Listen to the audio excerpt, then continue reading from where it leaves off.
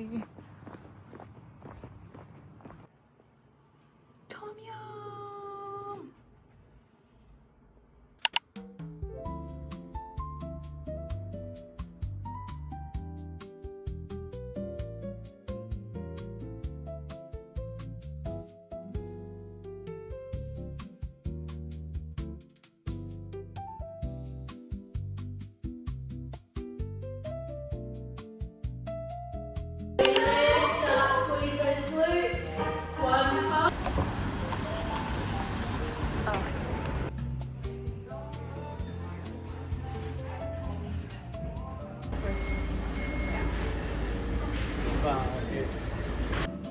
Yeah, so we're a little bit different in that they only comes.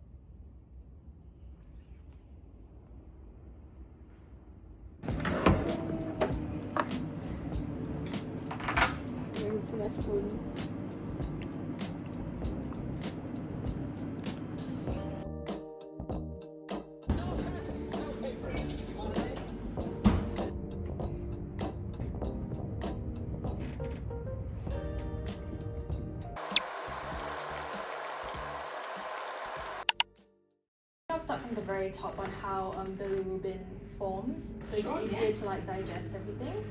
So it's basically your red blood cells.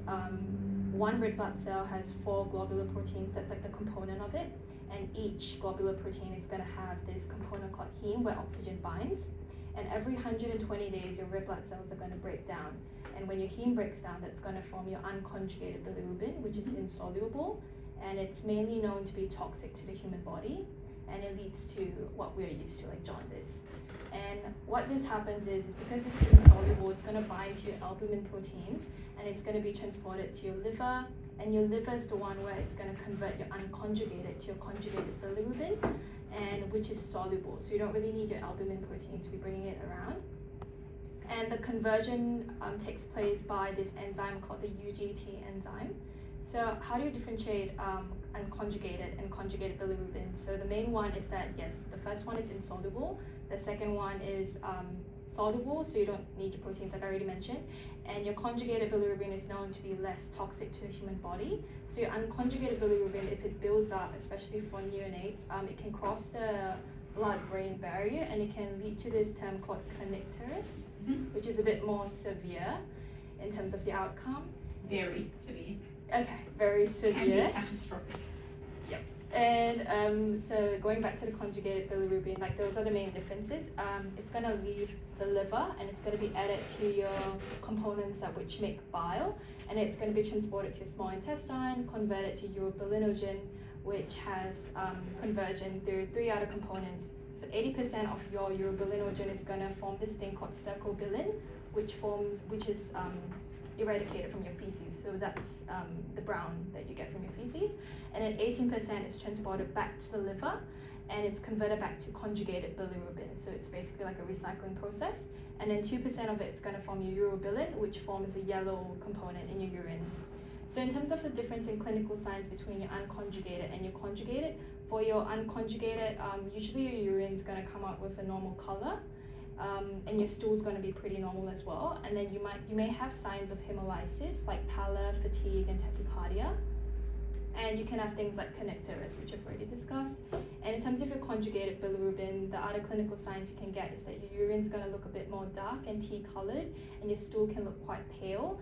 You might have pruritus as well, and signs of chronic liver disease like palmar erythema, spider nevi, but this is more for like the maternal side of things. Yeah, baby don't really have that.